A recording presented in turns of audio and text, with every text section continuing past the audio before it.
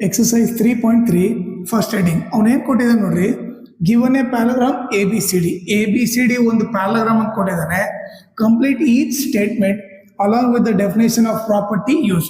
Okay, ನಾವಿಲ್ಲಿ fill in the blanks ಬರೆದು ಯಾವ ಪ್ರಾಪರ್ಟಿ ಯೂಸ್ ಮಾಡಿ ಅಂತ ಕೂಡ ಬರಿಬೇಕು.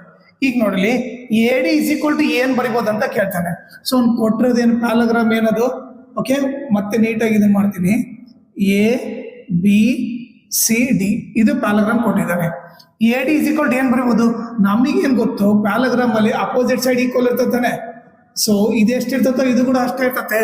AD = ಏನು ಬರಿಬೋದು, BC ಅಂತ ಬರಿಬೋದು. ಇಲ್ಲಿ ಯಾವ ಪ್ರಾಪರ್ಟಿ ಯೂಸ್ ಮಾಡಿದ್ವಿ, opposite sides of a paragraph are equal ಅಂತ ಬರೀಬೋದು. ಓಕೆ, ಈ ಪ್ರಾಪರ್ಟಿ ಯೂಸ್ ಮಾಡಿ ಏನ್ ಬರ್ದ್ವಿ, AD = BC ಅಂತ ಬರ್ದ್ವಿ. ನೆಕ್ಸ್ಟ್ ನೋಡ್ರಿ, ಆಂಗಲ್ DCB. ಓಕೆ, ಈ ತರ ಕೊಟ್ಟಾಗ ನೋಡ್ರಿ ನಿಮಗೆ ಆಂಗಲ್ DCB ಅಂತ ಕೊಟ್ಟಿದಂತಾನೆ.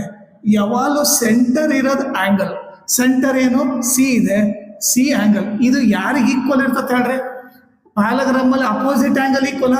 ಆಂಗಲ್ C ಎಷ್ಟಿರುತ್ತೋ ಆಂಗಲ್ A ಕೂಡ ಅಷ್ಟೇ ಇರ್ತದೆ. ಸೊ ನೀವೇನ್ ಮಾಡ್ರಿ, ಆಂಗಲ್ ಮಧ್ಯದಲ್ಲಿ A ಬರ್ದ್ಬಿಡ್ರಿ, ಮಧ್ಯದಲ್ಲಿ ಏನು A ಬರ್ದ್ಬಿಡ್ರಿ. ಇಲ್ಲೇನೈತೆ DAB. ಸೊ ಇಲ್ಲೇನ್ ಬರ್ತೀನಿ, ಇಲ್ಲಿ D ಬರಿತೀನಿ, ಇಲ್ಲಿ B ಬರ್ತೀನಿ, DAB. ಸೊ ಇಲ್ಲಿ ಯಾವ ಪ್ರಾಪರ್ಟಿ ಯೂಸ್ ಮಾಡಿದೆ, opposite angles of a parallelogram are equal ಅಂತ ಯೂಸ್ ಮಾಡಿದೆ. ಓಕೆನಾ. ಈಗ ನೆಕ್ಸ್ಟ್ ನೋಡ್ರಿ, OC = ಈಗ OC ವ್ಯಾಲ್ಯೂ ಎಷ್ಟು ಅಂತ ಕೇಳ್ತಾನೆ. ಓಕೆ, OC = ಏನು ಬರಿಬೋದಂತ. ಓಕೆ, ಈಗ ಮತ್ತೆ ನೀಟಾಗಿ ಡಯಾಗ್ರಾಮ್ ಹಾಕ್ತೀನಿ. ABCD. ಓಕೆ, ಇದು O ಅನ್ಕೊಂಡ್ರೆ ಅವನೇನು ಕೇಳ್ತಾನೆ, OC = ಇದು ಯಾರು ಈಕ್ವಲ್ ಇರ್ತ ಅಂತ ಕೇಳ್ತಾನೆ. ನಿಮಗೆ ಗೊತ್ತಿರೋ ಪ್ರಾಪರ್ಟಿ ಏನು ಗೊತ್ತಿರ್ಬೇಕಂದ್ರೆ, ಪ್ಯಾರಾಗ್ರಾಮ್ ಅಲ್ಲಿ diagonals bisect each other. Diagonal bisect each other ಅರ್ಥ ಅಂದ್ರೆ ಏನು, OC ಎಷ್ಟಿರ್ತತೋ OA ಕೂಡ ಅಷ್ಟೇ ಇರ್ತತೆ, OC ಎಷ್ಟಿರ್ತತೆ OA ಕೂಡ ಅಷ್ಟೇ ಇರ್ತತೆ, OD ಎಷ್ಟಿರ್ತತೋ OB ಕೂಡ ಅಷ್ಟೇ ಇರ್ತತೆ. ಓಕೆನಾ. ಇದನ್ನೇನಂತ ಕರಿತೀವಿ, diagonals bisect each other. Diagonal bisect each other ಅಂದ್ರೆ OC ಎಷ್ಟಿರ್ತತೋ OA ಕೂಡ ಅಷ್ಟೇ ಇರ್ತತೆ, OD ಎಷ್ಟಿರ್ತತೆ OB ಕೂಡ ಅಷ್ಟೇ ಇರ್ತತೆ. ಸೊ OC = ಏನು ಬರಿಬೋದು, OC = OA ಅಂತ ಬರಿಬೋದು. ಇಲ್ಲಿ ಯಾವ ಪ್ರಾಪರ್ಟಿ ಯೂಸ್ ಮಾಡೀನಿ, diagonals bisect each other in a ಪ್ಯಾರಾಗ್ರಾಮ್. ಓಕೆನಾ. ಈಗ ಲಾಸ್ಟ್ ನೋಡ್ರಿ, ಆಂಗಲ್ DAB + CDA ಇದ್ರ ಅರ್ಥ ನೋಡ್ರಿ. ಓಕೆ, ಈಗ ಮತ್ತೆ ನಿಮ್ಗೆ ಅರ್ಥ ಆಗಲ್ಲ ಅಂತ ಇನ್ನೊಂದು ಪ್ಯಾರಾಗ್ರಾಮ್ ಬರೀತೀನಿ. ಓಕೆ, ABCD ನಾನೇನು ಹೇಳಿದೆ, ಸೆಂಟ್ರ್ ಆಗಿರೋದು ಆಂಗಲ್. ಇಲ್ಲಿ ಸೆಂಟ್ರಲ್ ಏನಿದೆ, A ಇದೆ, A. ಓಕೆ, ಇನ್ನೊಂದೇನು ಇಲ್ಲಿ ಸೆಂಟ್ರ್ ಏನಿದೆ, D. ಓಕೆ, ಅವನೇನು ಕೇಳ್ತಾನೆ, ಇವ್ರಿಬ್ಬರು ಆ್ಯಡ್ ಮಾಡಿದ್ರೆ ಎಷ್ಟು ಬರುತ್ತೆ ಅಂತ ಕೇಳ್ತಾನೆ. ಓಕೆ, ನಿಮಗೆ ಪ್ಯಾರಾಗ್ರಾಮ್ ಅಲ್ಲಿ ಪ್ರಾಪರ್ಟಿ ಏನು ಗೊತ್ತಿರ್ಬೇಕಂದ್ರೆ, ಪಕ್ಕಕ್ಕಿರೋ ಆಂಗಲ್ ಆ್ಯಡ್ ಮಾಡಿದ್ರೆ 180. ಓಕೆ, ಅದು ಯಾವ್ದಾನೆ ಇರಲಿ. ಎಕ್ಸಾಂಪಲ್ ಅನ್ಕೊಳ್ಳೋಣ, ಇವ್ರಿಬ್ಬರನ್ನ ಆ್ಯಡ್ ಮಾಡಿದ್ರೆ 180.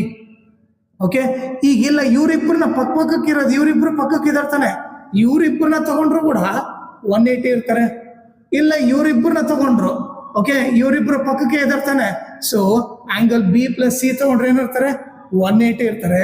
ಇವರಿಬ್ಬರು ಪಕ್ಕಕ್ಕೆ ಇದಾರ್ತಾನೆ, ಆಂಗಲ್ C + D ತಗೊಂಡ್ರು 180 ಇರ್ತಾರೆ. ಸೊ ನಾವ್ ಇಲ್ಲಿ ಏನ್ ಬರಿಬೋದು, A + D, ನಥಿಂಗ್ ಬಟ್ ಮಧ್ಯದಾಗಿರೋದು A + D ಏನ್ ಬರಿಬೋದು, 180 ಡಿಗ್ರಿ ಇರ್ಬೋದು.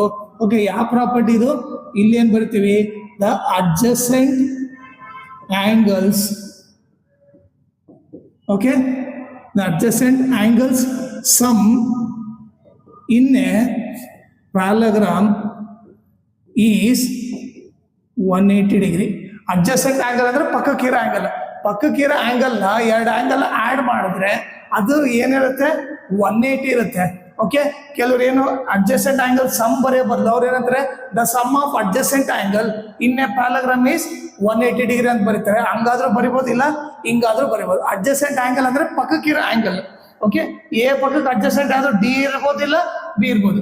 ಇವ್ರಿಬ್ಬರು ಸೇರಿದ್ರೆ ಎಷ್ಟಿರ್ತದೆ, 180 ಡಿಗ್ರಿ. ಇವು ಬಂದ್ಬಿಟ್ಟು ಆನ್ಸರು ಪ್ಲಸ್ ಅವ್ರದ್ದು ಪ್ರಾಪರ್ಟಿ.